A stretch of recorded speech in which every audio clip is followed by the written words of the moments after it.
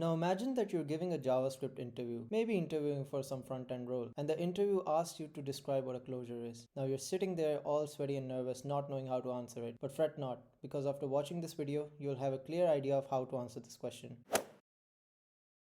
So over here, as you guys can see, I've created a snippet called closure within the browser, and we can start off by creating an outer function. And within that function, what we'll do is that we'll return another function. Let's just call it inner for clarity purposes. And let's just console log something that I am over here within that function. Just to give you a brief explanation that this is totally legal within JavaScript, because in JavaScript, you can actually return a function from within a function. So let's just call the outer function and store it in a variable. We can call it inner.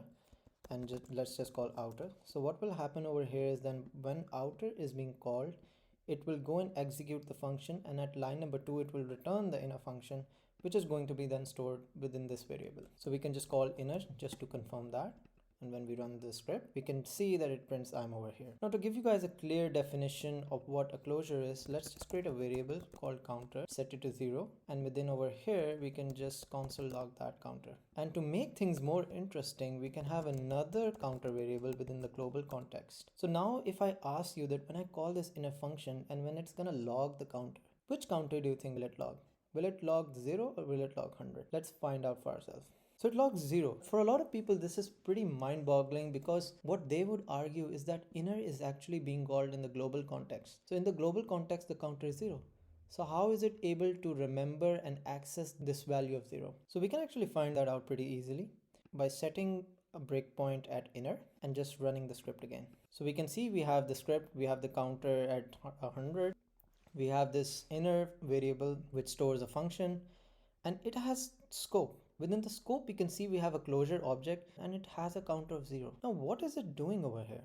So I'll actually tell you what is happening over here line by line. So what happens is that when outer is being called over here, it goes to line number 3 and it sets the counter to 0. And then when at line number 4, the function is being returned, a special object called closure is attached to this function. And what that object is, it's basically a reference to the surrounding scope. So you can say that it remembers all of the variables that are present in its surrounding scope and stores it in that object, which we can see as closure over here. So it stores the counter 0. So that even after the function outer finishes executing, we can remember the state of those variables. And when we call it, what it does is it first tries to find that counter within that closure. And because it finds it, it actually prints a 0. But let's say that if I removed it over here, so it won't be able to find it. So what will happen in this case? It prints out 100 for us, because now it's not able to find it within the closure.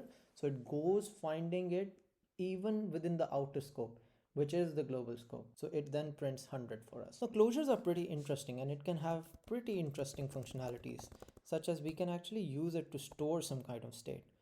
Now let's say that I wanted to console log counter, but I also wanted to increment it. Now if I call inner once again, it will increment the counter for me. And you see we first printed 0 on line number 11, and then we printed 1 on line number 12. And if we printed it again, it will print even 2 for us. So as you can see, 2 was printed. And why is this happening? It's because within the closure object, we're storing the memory reference.